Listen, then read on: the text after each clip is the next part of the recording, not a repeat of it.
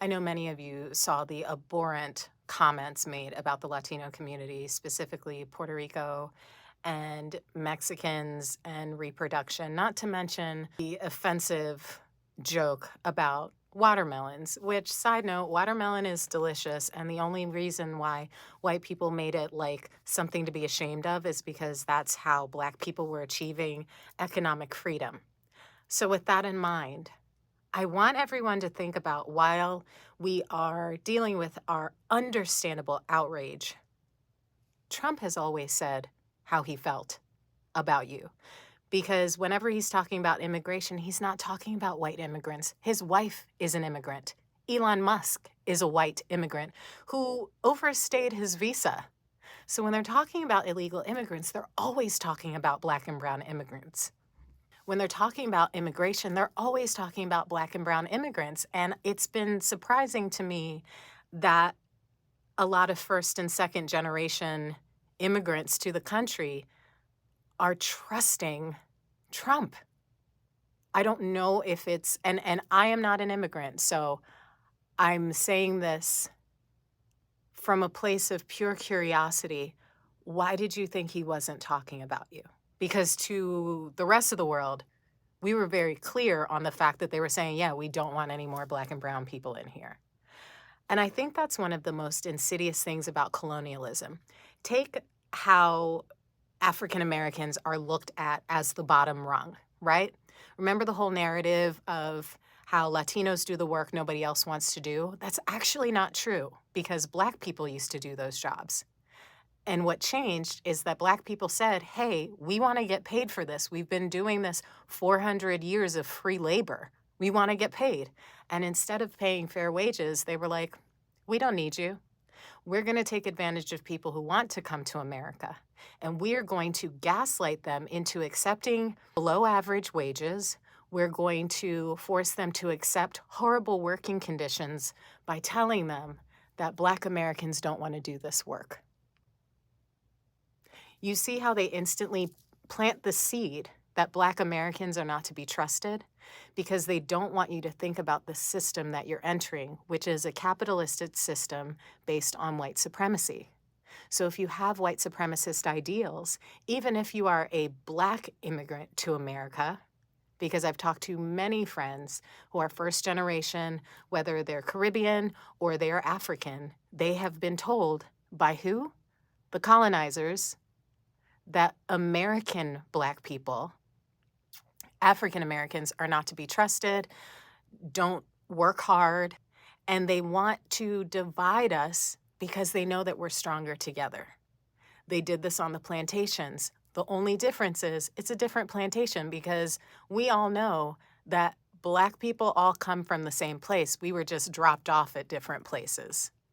So it has been, especially my years of living in New York, like I did not experience Black on Black racism until I moved to New York because it is such a melting pot. And I was hurt because where I come from, it's like, yeah, if you're Black, you're Black. Welcome. And it wasn't until I moved to New York that I was hearing people who looked like me looking down on me because I was a descendant of slaves. And the thing is, you see how the conservative party legit, as soon as they got threatened, what did they do? They threw you under the bus. The Haitian community was minding their own business, living their lives, and what did they do? Not only did they repeat a stereotypical racist trope, they also put your lives in danger, right? They're doing the same with the Latinx community. They even had slurs against Jewish people, not to mention the LGBTQ community. So I really want us to think about, as we're coming to terms with the fact that they're just not hiding anymore, I want you to think about who is actually the enemy. Because I guarantee it's not Black Americans. We tried to warn you.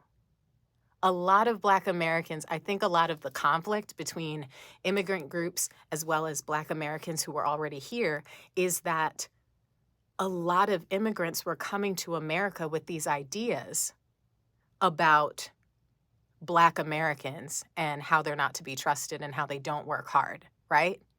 So when you come in with this idea that has been planted in your head by the people in power. Ask yourself why they would do that. Why would they do that? If Black Americans were so lazy, why did they keep us enslaved? If Black Americans were so lazy, how did we build this entire country? It's not the Black Americans who are lazy. And the thing is, they have gotten into the heads of all non-white people to think that we're fighting each other when we're not. They're causing you to be mistrustful of other groups that are non-white so that we will not work together. Because think of it, Vice President Kamala Harris is half Black, half Indian. Not just half Black, she's half Caribbean, okay? So on paper, compared to a regular old African American, she should be somebody that is the epitome of the American dream. She should be seen as the American dream and applauded for that. And instead, you have white people that are so scared of a brown-skinned child of immigrants ascending to the highest office. What do? They resort to racism. They did the same to President Barack Obama. He literally has a white mom. But everyone likes to forget about that, right? It's devastating to be right, but most Black people called it. Most Black people called it. And the thing is, we need to, as people of color, figure out why white approval is more important than solidarity with our fellow people of color. Why are we so willing to believe the worst about Black Americans? Why are we so eager to get the approval of whiteness when in our home countries before colonialism, we were doing amazing? And yes, I know there are still going to be people who vote for Trump, but really, he's telling you that he hates you. They're telling you that they despise you. They're also saying they're pro-life, but they're making fun of how much one ethnic group is perceived to be reproducing when they are raising hell about abortion. They're raising hell about how every life is important, and yet they're saying the quiet part out loud. And that comedian absolutely had his whole routine vetted by the entire Trump committee. They lie. Why would you believe them? They've been lying the whole time. Why would you believe that they didn't know anything about what this guy was going to say? They just think, I'm going to hold your hand when I say this. They don't respect you. They do not see you as their equal. They don't. And I think when we lean into that, when we accept that as the truth, then we're not going to get our feelings hurt when they do what we know they're going to do. We as communities of color need to start working together. We need to stop putting rich white guys as the authority on what's right and wrong. Because 9 times out of 10, they're just trying to find ways to manipulate you so that you don't get up to their level.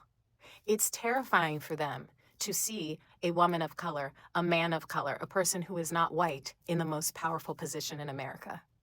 Because it shines a spotlight on the fact that white superiority is a myth.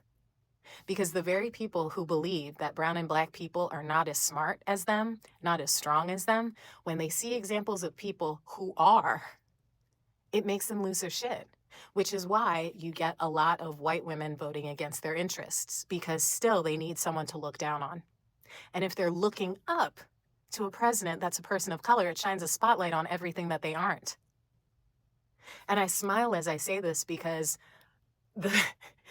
to me, it's so obvious. To me, when I see somebody who's voting for Trump, I'm like, oh, you're just really intimidated about the strength of Black and brown people.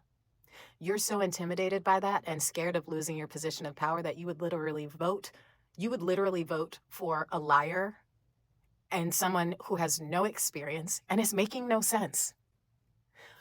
But you'd rather vote for somebody who is a liar, who is terrible at his job, who is an embarrassment. You'd rather vote for that person than to vote for somebody of color who is very qualified, who is overqualified.